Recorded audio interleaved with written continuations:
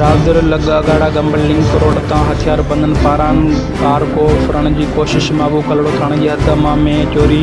बर वक्त पुलिस पहुंचण ते हथियारबंदनि कार को में के छॾे फरार थी विया।